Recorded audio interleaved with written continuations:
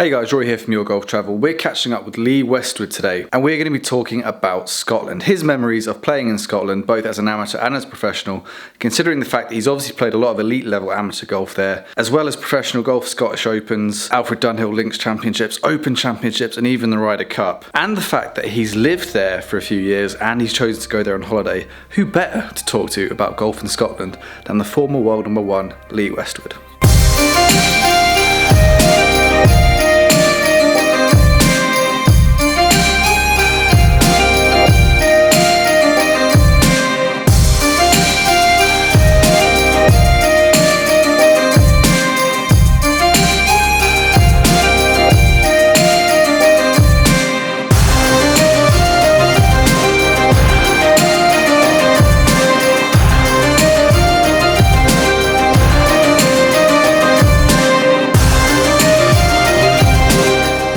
Right, welcome back, Lee. Good to see you again. Today we're going to be talking about Scotland, the home of golf. Obviously, you have plenty of experience up there, played plenty of golf, I'm guessing as an amateur and as a pro. What are your earliest memories of playing golf in Scotland?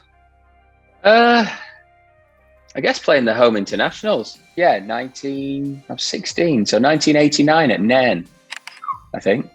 Long time ago. We used to play a lot of amateur golf in Scotland. And that was one of my first recollections. What's the course like at Nairn? Because I actually did a video yesterday where I said it's one of the courses I'd love to go and play, and I don't know a huge amount about it. What's it like up there?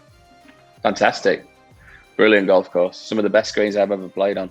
And there's loads of good golf courses up there in that area, but especially like Nairn. Do you remember what your first professional event was in Scotland? Would have been 1994, probably the Scottish Open. That would have been at Carnoustie. You won the Scottish Open, 4 or 5 years later at Loch Lomond? I did. I won Loch Lomond in 1998, yeah. Obviously, Scotland is renowned for its links golf, and that's what a lot of people would imagine as soon as you start talking about golf in Scotland. And you've mentioned Carnoustie and places like Nairn. It has a lot more to offer than just links. What's inland golf like in Scotland? Obviously, Loch Lomond and various other places. Yeah, I haven't really played too much inland golf in Scotland other than Loch Lomond. I don't think. Can't recall kind of playing anywhere else. It's always been links golf. Apart from the 2014 Ryder Cup. At Gleneagles. Yeah. Yes. Yeah, Gleneagles. Yeah, I suppose that's inland, isn't it? So 3 great golf courses there. Love the Kings and the Queens. Yeah, what are your favourite memories from the 2014 Ryder Cup? And how would you describe the venue on the whole to, let's say, a Your Golf Travel customer who might be looking at heading up there? Yeah, it's got everything. It's an unbelievable hotel, great facilities, great golf courses. Obviously, the one that we played the Ryder Cup round is brilliant, but I think for your kind of, I want to say, more average golfer, the Kings and the Queens are a little bit shorter, a little bit more traditional maybe. Obviously been laid down a lot longer. And I really enjoy playing the Kings and the Queens. It's 2 lovely kind of heathland courses. Yeah, I completely agree. That was actually my very, very first trip with Your Golf Travel was up to Gleneagles, and I loved the Kings, and I loved all 3 like you. Kings was definitely my favourite.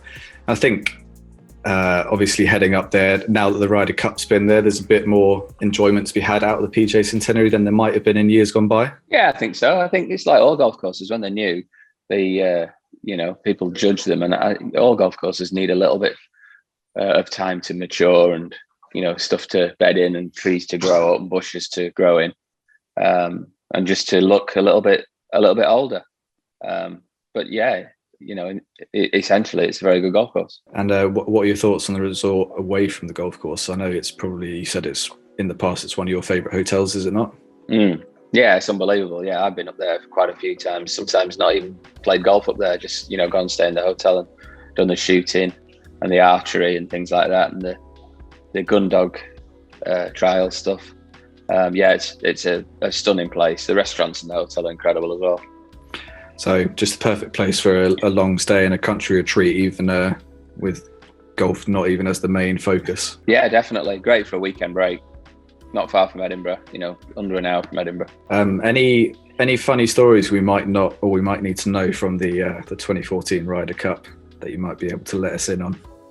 Not really that I can tell. I mean, one of the finest things I've ever seen on a golf broadcast is Jamie Donaldson in his yellow hoodie outside the hotel on the Monday. So that it must have been a hell of a party. Well, I was with him the night before, and there was a reason why he looked like that the next day. He hit it pretty hard, but quite rightly so. He played great that week. It was a pleasure to partner him. And I mean, his celebration when he hit that nail in the coffin shot was pretty iconic as well. Yeah. I was playing in the group behind, so I was looking from the tee. Yeah, I knew he did a good one. Yeah. So obviously we've talked about a few of courses that you would say are kind of the best of what Scotland has to offer, and there are countless options in that category. But are there any golf courses which not everyone, your average Joe golfer, average handicap golfer looking to travel to Scotland may not have heard of, that you would categorise as kind of must-play courses? As we said, you've obviously played a lot of golf up there as an amateur and since as a pro. So yeah, I mean, you've got like the likes of Turnberry, which comes to mind when people think of the west coast of Scotland, I suppose, and Troon. But there's a lot of Open Championship qualifying courses around there that we've played. Western Gales, Glasgow Gales, Kilmarnock Brassey, got golf courses like that you could put into a trip that are lovely little links golf courses. So Southern S as well, played that. That's a lovely little golf course in, I think it's Dumfriesshire. And then on the other coast, Leven near St Andrews, Montrose a bit further up near Carnoustie, all lovely little golf courses. Yeah, I mean, I was going to mention St Andrews. Obviously, when you say St Andrews, everyone's mind gets immediately cast towards the old course. But I mean, for a country in general that has over 550 courses, I guess no matter where you go, you're going to find a huge number of top quality courses which you may never have heard of. Yeah, I mean, Kings Barnes is a favourite, but between St Andrews and Kings Barnes, you've got the Fairmont there, but the Torrance and the Devlin, which are both very good golf courses. Panmure near Carnoustie, fantastic. So there's a lot to choose from. So part of what makes Scotland so special is its history. Do you guys feel that when you're playing these historic events like the Open at such iconic courses? Is there an X factor to playing the Open at St Andrews, for example, that you would feel slightly different from playing in other events? Yeah, I think so. I think when you go and play links golf courses, especially St Andrews, you really get the feel of the history of it all. That's originally where golf was meant to be played, and you feel like the traditions, and you're playing some special golf courses that have been there for a very long time and kind of not been built. They've just kind of evolved. You obviously, golf is a hobby of yours. It's not just like a lot of tour players, I guess it's their job and they're not particularly fond of it sometimes. You love golf, and so you would have grown up watching it. Are there any particular golfing memories that you have from watching the Open as a young man growing up? Yeah, watching Faldo make his 18 pars in, who was that now? 87, was it? So long ago. Greg Norman winning at Turnberry. So many memories of Seve winning the Open, St Andrews. I think anybody kind of growing up in the 80s, golf wasn't really on TV that much. There were only like a couple of tournaments on TV on the BBC. So, maybe the PGA and the Open Championship. And, you remember those events quite clearly. So finally, from a Your Golf Travel perspective, if you had 2 to 3 days for a golf trip in Scotland and you had a customer on the phone, where would you be recommending that they go? So this is the Lee Westwood Scotland Golf Tour. Minimum 3 rounds of golf. I would probably go to St Andrews. I think no trip to Scotland would be complete without playing the old course, if you can get on it. You could take in Kings Barnes, I suppose, in there, or one of the other ones. Maybe make a trip round to Carnoustie. A very close second would be going to Gleneagles and staying and playing there.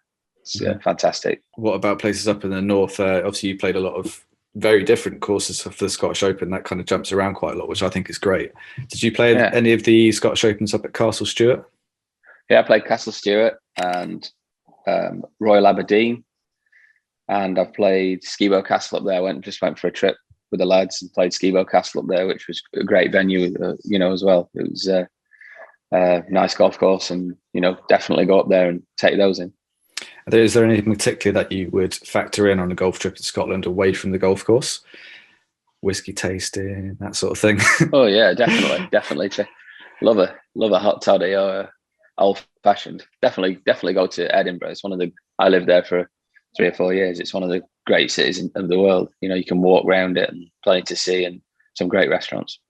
There we have it, guys. That is Lee's memories of playing golf in Scotland. Obviously, really interesting to hear all about his experiences at the Open, at the Ryder Cup and things like that, but also some of those lesser known courses and the fact that he lived there and has chosen to go on holiday in Scotland too. Thank you very much for watching. If you do enjoy these catch-ups with Lee Westwood, make sure to drop the video a thumbs up, subscribe to the channel if you haven't already, and as with all the other videos we've done with Visit Scotland, we'd like you to jump into the comment section as well. Share your Scottish golf memories with us, favourite courses, funniest stories, things like that. Make sure you get down in the comments and join the conversation. Thanks again for watching.